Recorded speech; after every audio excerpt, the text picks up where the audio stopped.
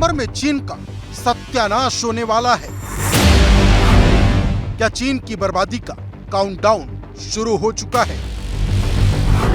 क्या super power चीन संकट के मुहाने पर खड़ा है?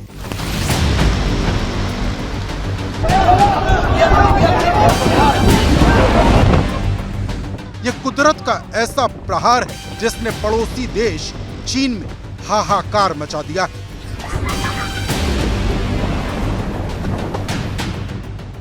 आसमान से आई यह ऐसी आपदा है जिससे चीन कांप गया है।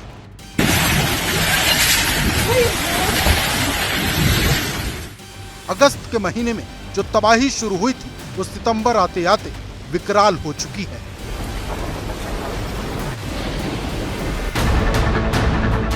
जहां देखिए वहीं तबाही, जिसे देखिए वही परेशान।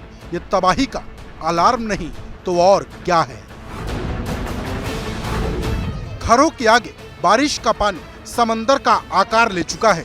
अंदर रेस्क्यू टीम का ऑपरेशन जारी है। जो बुजुर्ग हालात के आगे सरेंडर कर गए थे उन्हें बचाने की कोशिश हो रही। घर के भीतर कमर तक पानी है। सारा सामान पानी की भेंट चढ़ चुका है। जिन बेबस लोगों को जिंदगी खत्म सी लगने लगी थी उन्हें इन जवानों ने मौत के मुंह से बाहर निकाला। कभी पीठ पर कोई बुजुर्ग तो कभी पीठ पर कोई बच्ची। एक एक कर हजारों लोगों की जान इसी तरह बचाई गई। समंदर की उठती ये लहरें विकास की शक्ल में खड़े शहर से टकराने को बेताब है। हालात इतने बिगड़ गए कि चारों तरफ सन्नाटा है और इस सन्नाटे के बीच सिर्फ समंदर का शोर जो सर्वनाश पर आमादा है। दरअसल ये सब कुछ हुआ साओला तूफान की वजह से। दक्षिणी चीन में शनिवार सुबह तूफान साओला ने दस्तक दी। चेतावनी को देखते हुए एक दिन पहले ही लगभग 9 लाख लोगों को सुरक्षित स्थानों पर पहुंचा दिया गया था। तटीय दक्षिणी चीन के हिस्सों में व्यापारिक गतिविधियां, परिवहन सेवा और स्कूल बंद कर दिए गए। जुहाई शहर में रात 3:30 पर यह शक्तिशाली तूफान आया। जुहाई शहर हांगकांग के ठीक दक्षिण में मौजूद है। चीन के मौसम विज्ञान केंद्र ने शुक्रवार को ही साओला तूफान को लेकर रेड अलर्ट जारी कर दिया था। ये चेतावनी कितनी बड़ी है इसे इस बात से समझिए कि 4 स्तरीय तूफान चेतावनी प्रणाली में ये सबसे ऊपर है। तूफान की रफ्तार लैंडफॉल से पहले 200 किलोमीटर प्रति घंटा थी। ग्वांगडोंग और फुजियान प्रांत में सबसे ज्यादा तबाही मची। लैंडफॉल से पहले तूफान कमजोर पड़ गया था। हांगकांग में तूफान की रफ्तार चीन में लैंडफॉल से पहले कहीं ज्यादा थी। हांगकांग में स्टॉर्म सिग्नल 10 पर रखा गया था, लेकिन शनिवार सुबह तक इसे कम कर 8 कर दिया गया था। साओला तूफान में सब कुछ उजड़ गया। मकान, दुकान, पेड़, सड़क, यहाँ तक कि इंसान भी इस तूफान को नहीं झेल पाए, क्योंकि हांगकांग में हवाओं ने ऐसा कोहराम मचाया कि जिंदगी पर मानो ब्रेक लग गया। चेतावनी को देखते हुए शुक्रवार को ही ग्वांगडोंग में 7,80,000 लोगों को जोखिम वाले क्षेत्रों से बाहर निकाला गया, जबकि पड़ोसी फुजियान प्रांत में 1 लाख लोगों को सुरक्षित स्थानों पर पहुंचा दिया गया। ज्यादातर कामकाजी लोग घरों पर ही रहे, जबकि स्कूलों को अगले सप्ताह तक के लिए बंद कर दिया गया है। हांगकांग के शेयर बाजार में शुक्रवार को कामकाज बंद रहा। इसके अलावा लगभग 460 उड़ानें रद्द होने से सैकड़ों लोग हवाई अड्डे पर फंसे रहे।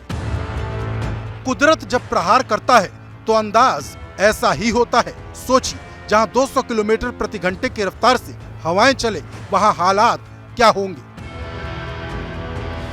तूफान ने हांगकांग और चीन के दक्षिणी हिस्से में जैसे ही दस्तक दी, पड़ोसी मुल्क का गुरूर टूट गया।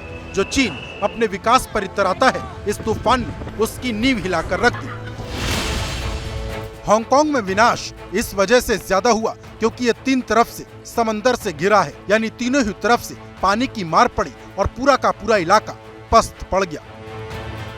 पेड़ों ने जमीन छोड़ दी, घरों की नींव उखड़ गई, इंसानों का भ्रम टूट गया और हुक्मरानों की अकड़ निकल गई। साओला तूफान इतना शक्तिशाली था कि कुछ ही देर में चीन को चारों खाने चित कर गया।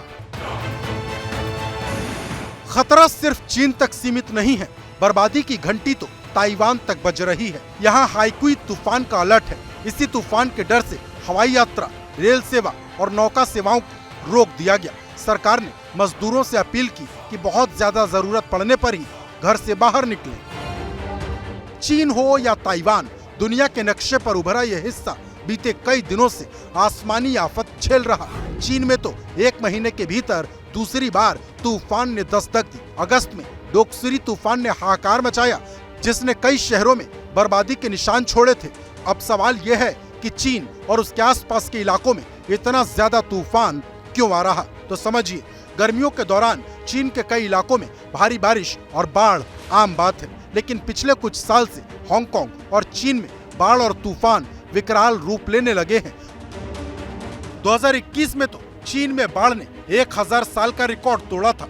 जानकार कहते हैं कि इसके पीछे कुदरत से चीनियों की छेड़खानी वाली कारस्तानी है। चीन में 1 लाख के करीब बांध है। बांधों की इतनी संख्या दुनिया के किसी भी देश में नहीं, यानी जितना ज्यादा विकास उतना ज्यादा नुकसान का खतरा।